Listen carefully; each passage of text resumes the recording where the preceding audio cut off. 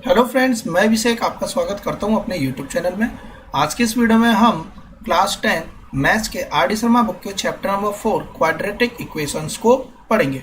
इससे पिछली वीडियो में हमने real number, polynomials and pair of linear equations in 2 variables की यूनिट को कंप्लीट कर लिया और एक्सरसाइज 4.1 यानी कि क्वाड्रेटिक इक्वेशंस की भी एक एक्सरसाइज को कंप्लीट कर लिया, जिसमें हमने इसके बारे में समझा था कि क्वाड्रेटिक इक्वेशंस किसे कहते हैं। इस वीडियो में जो हमें पढ़ना है कि क्वाड्रेटिक इक्वेशन दी गई स्टेटमेंट से कैसे फॉर्म करी जाती है। सो बेसिकली हमें इसमें सॉल्यूशंस के बारे में नहीं, सॉल्यूशंस को तो हम नेक्स्ट वीडियो में समझेंगे। हमें सिर्फ यहाँ पर क्या देखना है कि कैसे इक्वेशन फॉर्म होगी, यानी कि क्वाड्रेटिक फॉर्म में कैसे बदली जाएगी। तो आइए अपनी इस वीडियो को स्टार्ट करते हैं। इस क्वेश्चन को करने से पहले हम वह क्वेश्चन करते हैं जो कि हमारे एग्जाम, जो कि हमने एक्सरसाइज यानी कि चैप्टर नंबर 3 में भी पढ़ रखे हैं। A 2-digit number is such that the product of the digit is 12। तो देखिए इस टाइप के क्वेश्चंस को हमने कैसे किया था। एक हमारी यूनिट प्लेस डिजिट होती थी, एक हमारी टेंस प्लेस डिजिट होती थी। वाई एक्स की फॉर्म में कुछ हमारे नंबर लिखे रहते थे। जब हम नंबर की बात करते थे इसे लिखते थे 10y प्लस का x, और रिवर्स हो जाता था तो नंबर बनता था 10x प्लस का y। तो इस तरीके से यहाँ से गिवन 2 इक्वेशन होती थी जिसे हम साइमल्टेनियसली सॉल्व करते थे। 3 मेथड हमारे पास में रहते थे। लेकिन यहाँ पर जो इक्वेशन फॉर्म होगी वह हमारी क्वाड्रेटिक फॉर्म होगी, यानी कि सिर्फ और सिर्फ कितने वेरिएबल होंगे, एक ही वेरिएबल की इक्वेशन रहेगी, लेकिन उसकी डिग्री कितनी होगी, 2।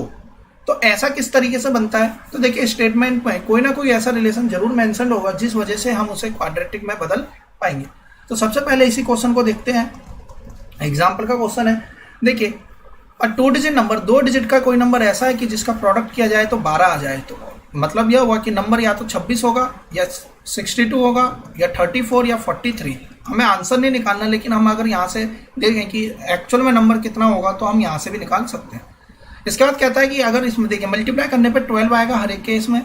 इसमें अगर हम 36 जोड़ दें, तो जोड़ने की बात करें तो नंबर छोटा ही रहा होगा 36, इसमें 36 जोड़ दें तो नंबर पलट जाता है। तो देख रहे हैं कि इसी केस में नंबर पलट रहा है, इस केस में तो नंबर नहीं पलट रहा, यानी कि ये आंसर नहीं, सिर्फ आंसर क्या निकल कर आया हमारा 26 आंसर इस केस में होगा। तो आंसर तो हम निकाल लेंगे, लेकिन हमें यहाँ पर आंसर नहीं, हमें यहाँ पर सिर्फ और सिर्फ इक्वेशन को फॉर्म करना है। देखिए किस तरीके से फॉर्म करेंगे, हम लेट करते हैं, let tens place b, tens place को हमने मान लिया, टेंस प्लेस डिजिट को, टेंस प्लेस के जो डिजिट है उसे मान लिया हमने x। और अगर टेंस प्लेस का डिजिट x है, यानी कि ये x है, तो अगला नंबर क्या होगा, यहाँ पर ऐसा नंबर आएगा कि जिसकी मल्टीप्लाई करने पर 12 आए। तो यानी कि यूनिट प्लेस पर क्या नंबर रहा होगा, 12/x। तभी तो देखिए ये 12 के बराबर आएगा। या हम ऐसा लिख लें कि 2 नंबर थे x और y, तो टेंस प्लेस पर x है, यूनिट प्लेस पर y है, मल्टीप्लाई करके आएगा 12, तो y की वैल्यू कितनी बनेगी, 12/x। इसका मतलब यूनिट प्लेस पर कितना आएगा, 12/x। सो यूनिट्स प्लेस भी, यूनिट्स प्लेस डिजिट भी कितना हो जाएगा, 12/x हो जाएगा। अब यदि इस फॉर्म में नंबर आ गया है तो अब हमारा नंबर क्या बनेगा, नंबर बनेगा, देखिए नंबर कैसे बनाते थे, 10x प्लस का y इस फॉर्म में। अब x की जगह तो x है, तो 10x प्लस y की जगह पर कितना आ गया, 12/x। लेकिन क्वेश्चन के अकॉर्डिंग क्या दे रखा है, यानी कि अकॉर्डिंग टू क्वेश्चन के अकॉर्डिंग दे रखा है कि गिवन नंबर में अगर हम 36 जोड़ दें तो ये नंबर किसके बराबर आ जाता है, इसके पलटे हुए नंबर के बराबर आ जाता है, यानी कि 10y प्लस x के बराबर ये नंबर हो जाएगा। y की जगह पर है 12/x, तो यहाँ आएगा 10 इंटू का 12/x प्लस का x। इक्वेशन को सॉल्व करेंगे, देखिए यहाँ क्या कितना बनेगा, 10x। अगर हम यहाँ से एलसीएम ले लेते तो यहाँ पर कितना आएगा, 10x स्क्वायर प्लस का 12 प्लस का 36x इक्वल्स, यहाँ पर अगर हम एलसीएम ले लें यहाँ कितना आएगा, 120 प्लस का x का स्क्वायर, और अपॉन में दोनों के x रहेगा और x से x यहाँ से कट जाएगा। एक तरफ इक्वेशन लाते तो देखिए यहाँ आएगा 9x स्क्वायर, यहाँ पर अगर हम 36x को देखते हैं तो ये प्लस में है और 120 इधर आएगा तो माइनस में हो जाएगा, 108x इक्वल्स का 0। क्योंकि देखिए यहाँ से k की वैल्यू निकल कर आएगी, k जिसकी हमने चैप्टर नंबर 2 में बात करी थी कि इससे कोई फर्क नहीं पड़ता है। देखिए कैसे हम निकालेंगे, तो यहाँ से k मतलब 9 हमने यहाँ से कॉमन कर लिया, तो 9 कॉमन करेंगे तो x स्क्वायर प्लस का 4x माइनस का 12 9 जा 108, यानी कि यहाँ पे बचेगा 12 इक्वल्स का 0। अब देखिए जैसे हमने वहाँ पे समझा था कि k से कोई फर्क नहीं पड़ता, अगर हम यहाँ पर k की बात करें तो ये जो वैल्यू है इधर जाएगी तो 0 के बराबर आ जाएगी, यानी कि x स्क्वायर प्लस का 4x माइनस का 12 इक्वल्स 0, ये हमारी बन गई क्वाड्रेटिक इक्वेशन। तो हमें यहाँ पर सोल्यूशन नहीं निकालने, तो हमें सिर्फ क्या निकालने, क्वाड्रेटिक इक्वेशन फॉर्म करने। यदि हम सोल्यूशन निकाल रहे होते, अगर यही क्वेश्चन यह होता कि बताइए आंसर कितना आएगा या वो नंबर कितना होगा, तो एक्स स्क्वायर प्लस का 6x यहाँ पर रहेगा और माइनस का 2x माइनस का 12। अब हम इसे सॉल्व करेंगे तो x की वैल्यू एक 6 आएगी और एक आएगी हमारी 2, इसलिए नंबर हम यहाँ पे x की जगह पे एक बार 6 और एक बार 2 पुट करेंगे। पहले इसे सॉल्व करके देखते हैं, एक केस में प्लस माइनस भी बन सकता है। अगर हमसे आंसर ही पूछा जाता तो हम क्या करते, x कॉमन करते तो x प्लस 6, माइनस 2 कॉमन करते तो x प्लस का 6, यहाँ से x की 2 वैल्यू आएगी -6 और प्लस का 2, तो +2 वाली वैल्यू को हम ले लेते हैं। तो यानी कि x कितना हो जाता हमारा 2 और यहाँ पर 2 रखते तो 6, यानी कि नंबर आ जाता हमारा 26। आंसर निकालने के लिए बोला था तो हम आंसर निकालते, लेकिन यहाँ पे सिर्फ फॉर्मुलेट करनी है तो हमने इक्वेशन यहाँ पे फॉर्म कर ली।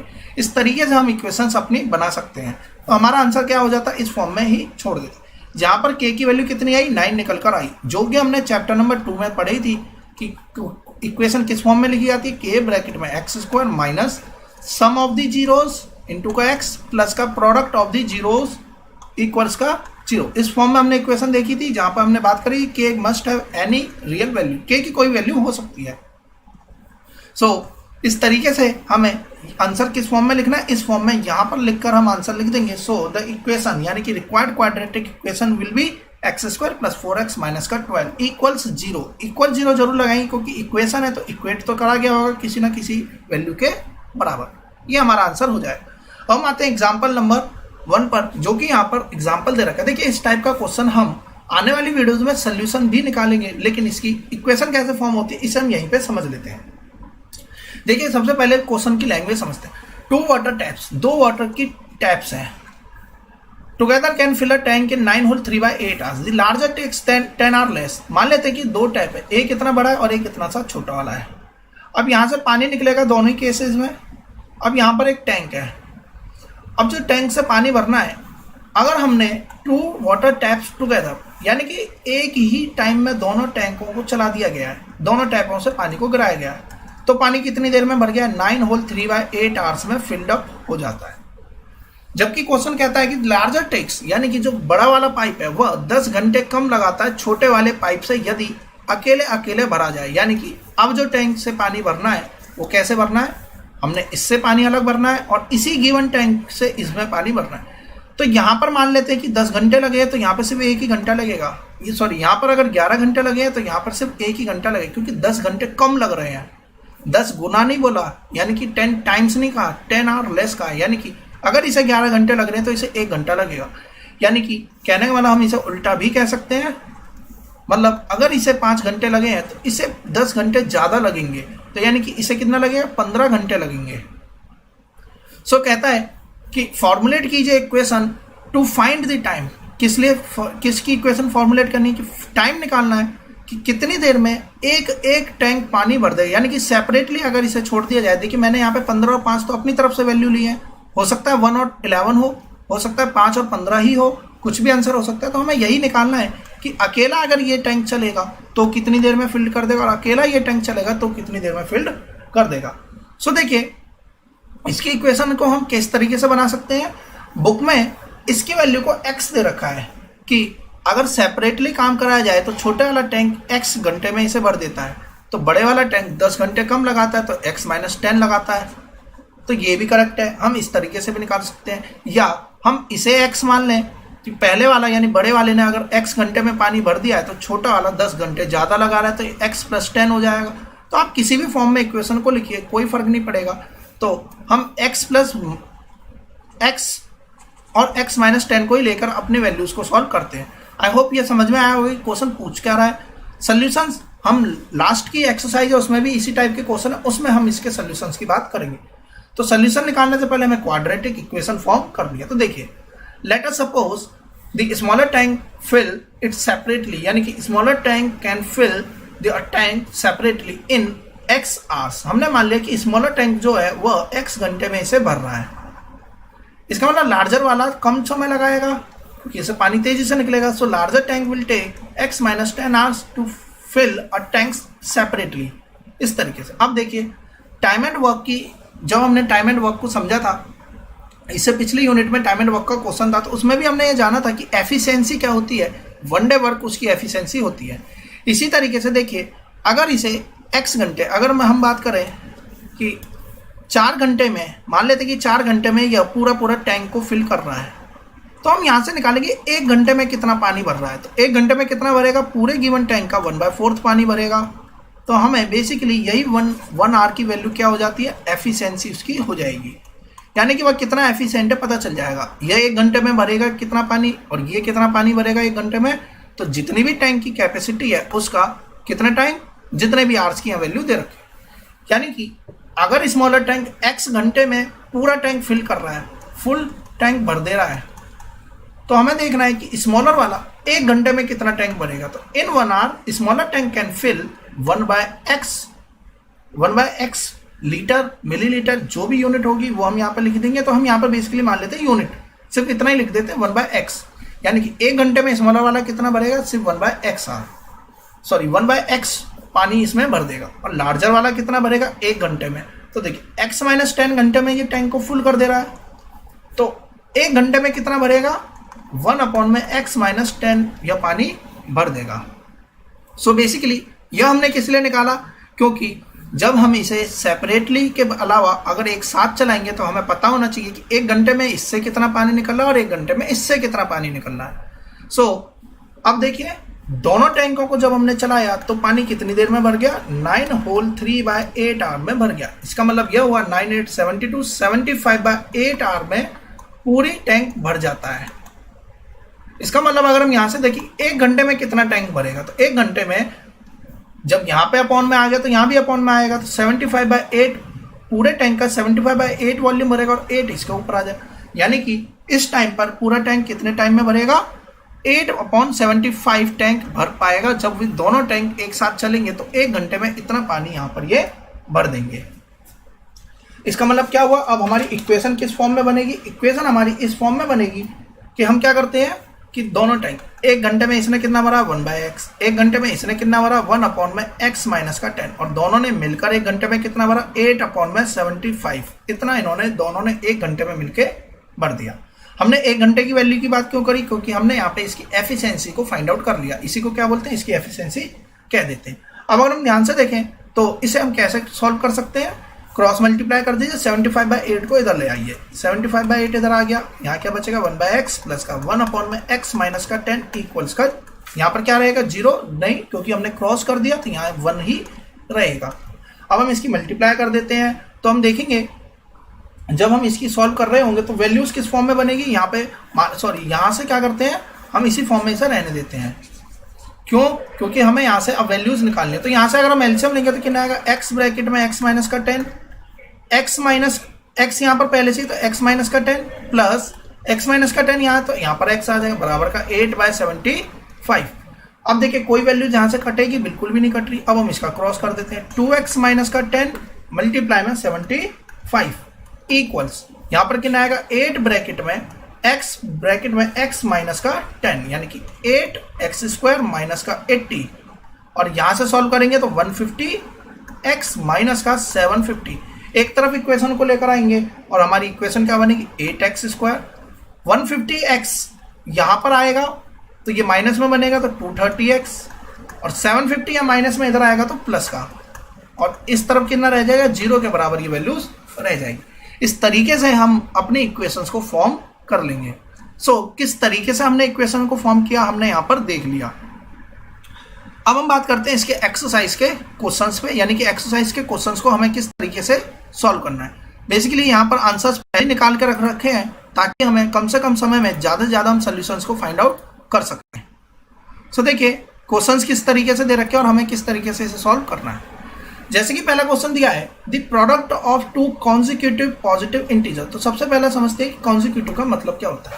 कॉन्जिक्यूटिव का मतलब होता है लगातार आने वाले नंबर, जैसे कि 4 5 6 लगातार आने वाले नंबर है। लेकिन अगर हम यहीं पे बात करें consecutive even number starting from 4, तो 4 6 8 कॉन्जिक्यूटिव है लेकिन इवन बोल दिया है। यहाँ पर कॉन्जिक्यूटिव तो कहा है लेकिन पॉजिटिव बोला है, इसलिए एक साथ चल रही है। इस तरीके से यहाँ पर कॉन्जिक्यूटिव की बात हमने समझ ली। अब देखते हैं क्वेश्चन क्या कहता है। यानी कि दो कॉन्जिक्यूटिव पॉजिटिव इंटीजर्स का सम 306 है। जैसे कि अगर हम बात करें 4 और 5 का सम कितना है, मल्टीप्लाई प्रोडक्ट कितना है 20, तो वहीं पर यहाँ लिखा है 306, यानी कि दो कॉन्जिक्यूटिव टर्म है उनका मल्टीप्लाई कर दें तो 306 आएगा। तो पहला नंबर जो है दूसरा नंबर उससे एक ज़्यादा ही होगा। सो देखिए पहले नंबर को x माना, अगले नंबर को x+1 मान लिया। अगर यहाँ इवन लिखा होता तो +2 मान लेते, ऑड भी लिखा होता तो भी +2 ही मान लेते। सो पहला नंबर x, दूसरा x+1, और दोनों को मल्टीप्लाई कर दो कितना आएगा, 306 के बराबर ये वैल्यू आएगी। तो हमने इसे x² प्लस का x, 306 को भी इधर ले आते हैं, माइनस का इक्वल्स का 0। सोल्यूशन नहीं पूछा हमसे, सिर्फ फॉर्म करनी थी, क्वाड्रेटिक इक्वेशन हमने फॉर्म कर दी। अब बात करते हैं क्वेश्चन नंबर 2 की। देखिए John and Jivanti together have 45 marbles, दोनों के पास में 45 मार्बल्स है। Both of them lost 5 marble each, दोनों ने 5-5 मार्बल खो दिए हैं। And the product of the number of marble they now have, अब जो मार्बल बची हैं वो उनका प्रोडक्ट कर दिया जाए तो 128 आएगा।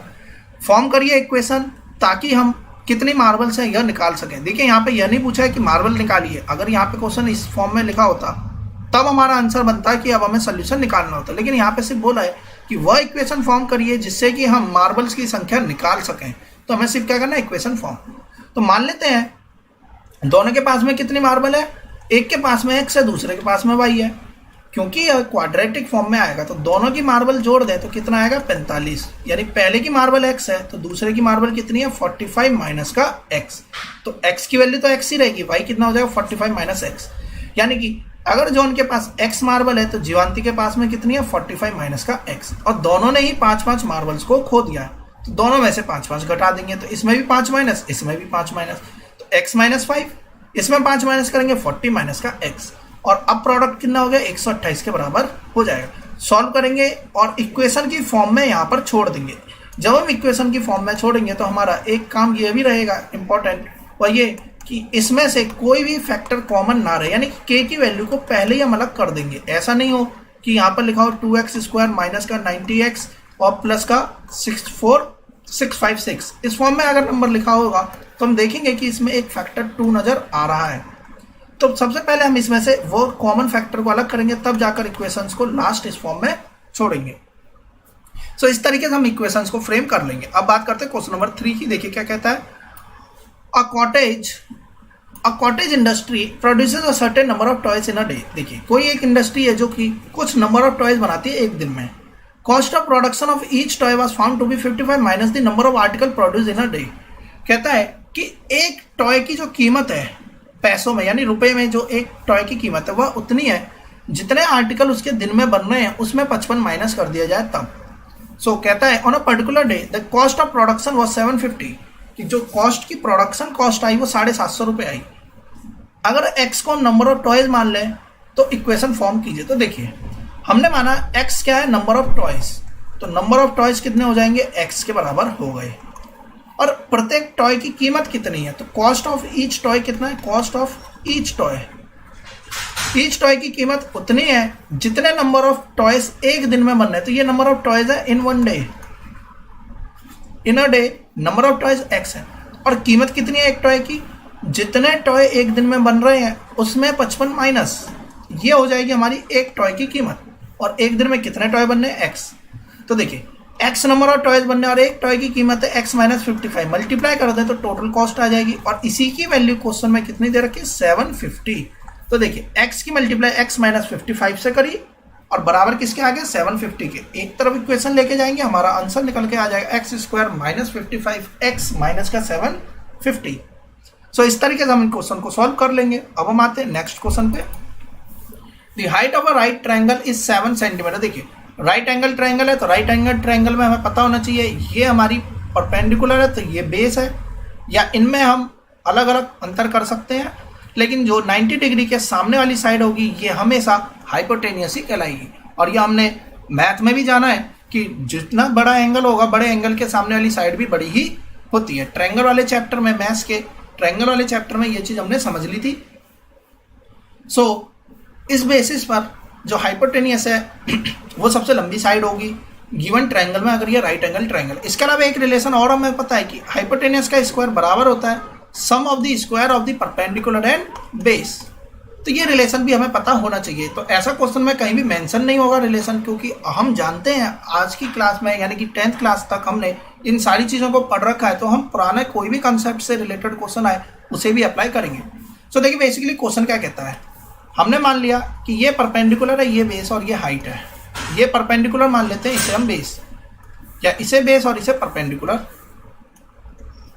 अब देखिए कहता है कि हाइट जो है किसी रेक्टेंगल की वो 7 सेंटीमीटर लेस है बेस से। यदि बेस को x मान लिया है तो हाइट यानी परपेंडिकुलर को ही हाइट बोलते हैं। ये हाइपोटेनियस है, इस बात का ध्यान रखिएगा। ये हाइट है और ये हाइपोटेनियस। सो हाइट जो है वो 7 कम है बेस से, तो हाइट कितनी हो जाएगी x माइनस का 7, और हाइपोटेनियस 13 है, तो ये हमारी 13 दे रखी है। हमसे पूछा जा रहा है कि इक्वेशन बनाइए। तो बेसिकली देखिए ट्रायंगल के जो राइट एंगल ट्रायंगल होते हैं, इसके जो वैल्यूज होती हैं उसे हमें याद होना चाहिए। तो देखिए 5, 12 और 13 यह एक रिलेशन है जो कि राइट एंगल ट्रायंगल का रिलेशन रहता है। तो यहाँ से हम देख रहे हैं कि ये 13 है, तो ये 5 अगर हम यहाँ पे रख दें, इसे 12 मान लें, तो यहाँ पर वैल्यू कितनी आएगी, 12 माइनस 7 5 आ जाएगी। तो ये राइट एंगल ट्रायंगल बनना है, यानी कि यहाँ से हम आंसर भी निकाल सकते थे। लेकिन क्योंकि हमें आंसर नहीं निकालना, सिर्फ यहाँ पर फॉर्म करनी है इक्वेशन, तो कैसे फॉर्म करेंगे, इस रिलेशन से फॉर्म करेंगे। तो देखिए हाइपोटेनस का स्क्वायर बराबर है बेस स्क्वायर प्लस हाइट के स्क्वायर के। सॉल्व करेंगे। अब देखिए यहाँ पर इक्वेशन किस फॉर्म में आई, 2x स्क्वायर माइनस का 14x माइनस का 120। अगर हम यहाँ पर लाकर छोड़ दें तो हमारे लिए एग्जामिनर मार्क्स काट सकता है, क्योंकि यहाँ पे अभी भी 2 कॉमन फैक्टर है। 2 हम यहाँ से डिवाइड कर देंगे थ्रू आउट द इक्वेशन, तो x square minus 7x minus का 60 इक्वल्स का 0। और आप इसे अगर सॉल्व करने के लिए बोला भी जाएगा तो x की वैल्यू 12 ही निकल कर आएगी, प्लस 12 वैल्यू यहाँ पर बनेगी, दूसरी वैल्यू माइनस में हो सकती है। सो इस तरीके से हम इस क्वेश्चन को सॉल्व कर लेंगे। क्योंकि हमें सिर्फ फॉर्म करनी थी इक्वेशन, हमने यहाँ पर लाकर छोड़ देंगे और यही हमारा आंसर हो जाएगा। ध्यान रखिएगा जब हम इक्वेशन फॉर्म करेंगे तो इक्वेशन में इक्वल्स टू 0 भी लगाना रहेगा, तभी यह इक्वेशन मानी जाएगी। क्वेश्चन नंबर 5 देखिए। क्वेश्चन नंबर 5 क्या कहता है, An express train takes 1 hour less than a passenger train to travel 132 km from between Mysore to Bangalore. If the average speed of the express train is 11 km more than the passenger train, form the quadratic equation to find the average speed of express train. तो देखिए इस type की equation form करनी है, सिर्फ solution नहीं निकालना है। मान लीजिए कि 2 ट्रेन है, एक हमारी पैसेंजर ट्रेन है और एक हमारी एक्सप्रेस ट्रेन है। ऑब्वियस ही बात है एक्सप्रेस ट्रेन तेज चलेगी पैसेंजर ट्रेन के कंपैरिजन में। सो एक्सप्रेस ट्रेन उसी दूरी को तय करने में कम समय लगाएगी जितनी की पैसेंजर ट्रेन लगा रही है। क्वेश्चन में कहा गया कि एक्सप्रेस ट्रेन जो है 11 घंटे प्रति किलोमीटर तेज है। अगर इसकी वैल्यू को हमने x मान लिया पैसेंजर ट्रेन की को, तो ये कितनी स्पीड से चल रही है, x plus 11 kilometre per hour से चल रही है। अब देखिए यहाँ पे कोई रिलेशन मेंशन नहीं है, तो रिलेशन क्या बनता है, स्पीड बराबर होता है डिस्टेंस अपॉन में टाइम। या हम डिस्टेंस की बात करें तो डिस्टेंस क्या होता है, स्पीड इंटू का टाइम। अब हम यहाँ पर देख रहे हैं एक्सप्रेस ट्रेन 1 घंटा कम ले रही है पैसेंजर ट्रेन से, तो हमें पता है कि यहाँ पर टाइम का रिलेशन दे रखा है। यानी कि अगर हम टाइम ऑफ पैसेंजर ट्रेन, पहली बात तो यहाँ पे कौन ज़्यादा समय ले रहा है, पैसेंजर ट्रेन यहाँ पर ज़्यादा समय ले रही है, किससे, एक्सप्रेस से। तो टाइम पैसेंजर ट्रेन के टाइम में से अगर हम एक्सप्रेस ट्रेन का टाइम घटा दें तो कितना आएगा, 1 आएगा, क्योंकि 1 घंटे का समय लग रहा है। पैसेंजर ट्रेन के टाइम की बात करें, टाइम बराबर क्या हो जाता है, डिस्टेंस अपॉन में स्पीड। अब पैसेंजर ट्रेन की डिस्टेंस कितनी है, चलना तो 132 है, लेकिन स्पीड कितनी है, x माइनस चलना तो एक्सप्रेस को भी 132 है, लेकिन यहाँ पर स्पीड कितनी है, x प्लस का 11, और ये बराबर किसके है, 1 के बराबर है। इक्वेशन को हम सॉल्व करेंगे और इस फॉर्म में जब आ जाएगी इक्वेशन तो इसे हम यहाँ पर छोड़ देंगे। सोल्यूशन पूछा जाता है कि स्पीड भी निकालिए, तो हमें स्पीड भी निकालनी होती है, यानी कि इस इक्वेशन को speed in the middle term से हम सॉल्व करते। हम आते क्वेश्चन नंबर 6 पे। देखिए क्वेश्चन नंबर 6 क्या कहता है, A train traveled 360 km at a uniform speed. If the speed had been 5 km or more, it would have 1 hour less. तो देखिए मान लेते हैं कि पहले ट्रेन चली थी x घंटे की स्पीड से, अब चल रही है x प्लस 5 से। यहाँ कम स्पीड से चल रही है, तो स्पीड इज डायरेक्टली, स्पीड बराबर क्या होता है, डिस्टेंस अपॉन टाइम। देखिए चलना तो उसे 360 ही है, तो इस बात से तो कोई फर्क नहीं पड़ रहा है। इसका मतलब ये हुआ स्पीड कम होगी तो टाइम ज़्यादा लगेगा, यानी कि यहाँ स्पीड कम है तो यहाँ टाइम ज़्यादा लग रहा है, और यहाँ स्पीड ज़्यादा है तो यहाँ टाइम कम लगेगा। और कितना टाइम का अंतर आ रहा है, 1 घंटे का, और चलना कितना है, 360। तो यहाँ टाइम कितना होगा, 360 बाय x। यहाँ टाइम कितना होगा, 360 अपॉन में x प्लस का 5। इतना ही यहाँ पे फर्क आ रहा है। अब ध्यान से देखिए किसे ज़्यादा टाइम लग रहा है, इस वाले को, तो यहाँ पे ये वैल्यू बड़ी है और कितना ज़्यादा लग रहा है, 1 घंटा ज़्यादा लग रहा है। सो अब इस इक्वेशन को हम सॉल्व कर लेंगे, क्रॉस मल्टीप्लाई करेंगे और जब यह क्वाड्रेटिक फॉर्म में आ जाएगी तो यहाँ पर हम अपना आंसर छोड़ देंगे। सो इस तरीके से हमें क्वाड्रेटिक इक्वेशन कैसे फॉर्म करनी थी, यह हमने समझ लिया। इस तरीके से एक्सरसाइज 4.2 कंप्लीट हो जाती है। स्टिल यहाँ तक के चैप्टर में आपको कोई भी किसी भी तरीके का डाउट होता है तो मुझे कमेंट बॉक्स में जरूर बताएं। और अगर आपने अब तक मेरे चैनल को सब्सक्राइब नहीं किया है तो चैनल को सब्सक्राइब कर लें। आने वाली वीडियोस की नोटिफिकेशन पाने के लिए बेल आइकन को प्रेस करें। वीडियो पसंद आई हो तो इसे लाइक करना, शेयर करना ना भूलें। Thanks for watching my video. Have a nice day.